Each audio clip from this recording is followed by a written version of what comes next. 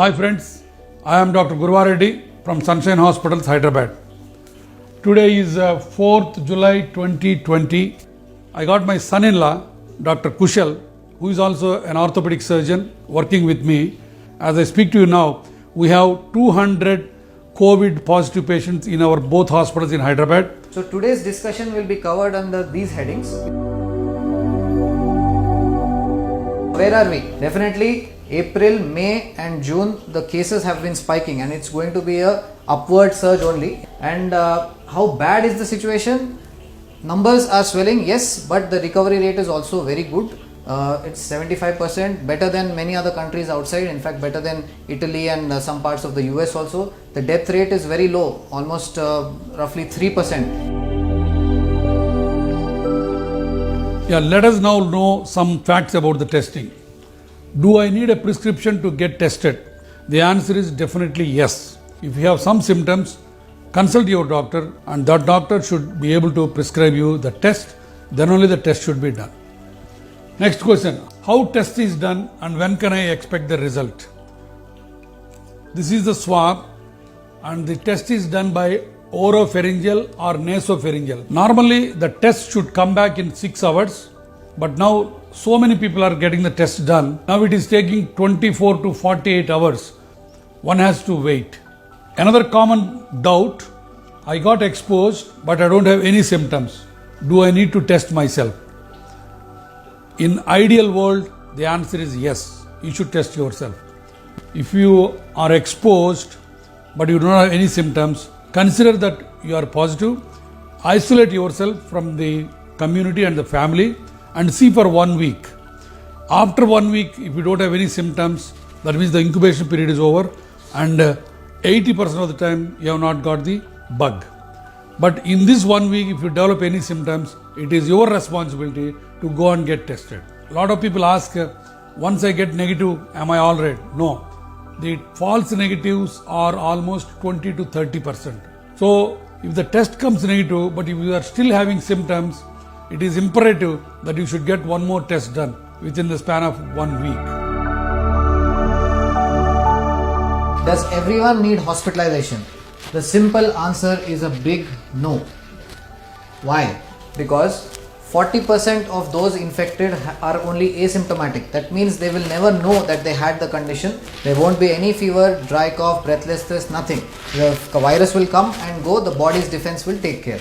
The next 40% will have only mild symptoms. So just a couple of days of fever or a little bit of breathing problem, that's it. Now for both of these, that means for 80% of the people who are affected, home care is what is needed. 15% need hospitalization, they'll be there in the rooms and then get discharged in 4 to 5 days, and only the 5 remaining percent need actual ICU care, and 1 or 2% of such patients actually die. So with 80% of the people infected requiring just home care, let us now try to understand in detail how this is possible.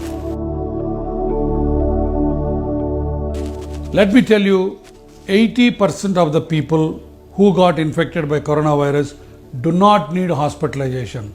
As done in the past, we have come with a helpline to help you.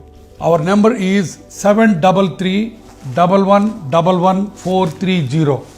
This is open from 9 a.m. to 9 p.m. only. You will get 3 MD physician consultations, daily consultations and monitoring by nurse, and 2 consultations by physiotherapist and dietitian, and you will get a COVID home care kit.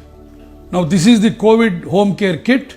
These are the contents of COVID home care kit: digital thermometer, pulse oximeter, spirometer, hand sanitizer, N95 masks, gloves and oxygen canister. This is digital thermometer. Any temperature consistently above 101 and 102 degrees for 3-4 days, you should be careful.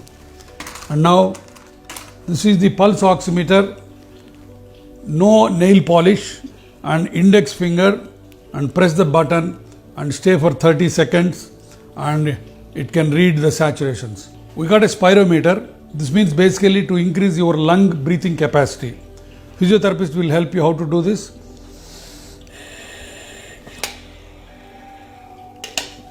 All these three vitals will be monitored by nurse every day. And if you got any doubts, you can immediately call the helpline. We will be able to help you. Oxygen canister. This is like a mini oxygen cylinder. This is nothing but pure oxygen. It is not a solution for all your problems, but this can help you to some extent for some patients, especially who are asthmatic. And we are giving N95 masks also. If you and your family members wear masks, the chance of transmission of virus is hardly less than 5%.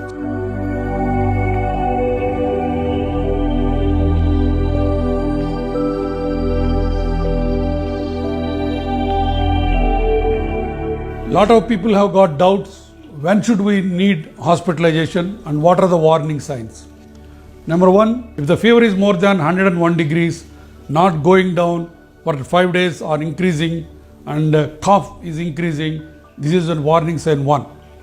Warning sign 2, oxygen saturation less than 94%. Again, you can do it with the pulse oximeter yourself. Number 3, heart rate, that means pulse rate more than 110 beats. This also you can get the measurement out of the pulse oximeter. Normally heart rate is 72 beats per minute. If it is beating more than 110 beats, that is a warning sign number 3. Number 4, breathlessness increasing. How do you know? By looking at the respiratory rate. How do you know the respiratory rate? Just sit at the edge of the bed and see the patient's chest. If it is heaving up and down, if that is going more than 24 times per minute, that is warning sign number 4. Warning sign number 5, if the systolic blood pressure is less than 90, normally it is 120. Lot of us have got the digital blood pressure apparatus at home. You can see this also yourself. In other words, all these 5 vitals you can test yourself. As we emphasize, it is our duty and responsibility to help you in the minutest detail possible. That's why we made a simple tabular column for you. Date here and time, at least 3 times a day. Oxygen saturation and pulse rate, respiratory rate, BP. So if you can note them down and you can write your comments and discuss it when our nurse rings you up. That is the best way to do that. So friends, we are always there to help you. 90% of you do not need hospitalization. What is in store for the future? My friends, I am not a God man to foresee the future, but as all indicators all over the world say, this virus is going to stay for at least 6 more months to 1 year. So we have to live with this. The same old 3 precautions which we have been telling you for the last 3 months. First is hand wash, keep washing the hands. Second is wear the masks all the time. Third is social distance minimum 6 feet. Stay safe, stay home.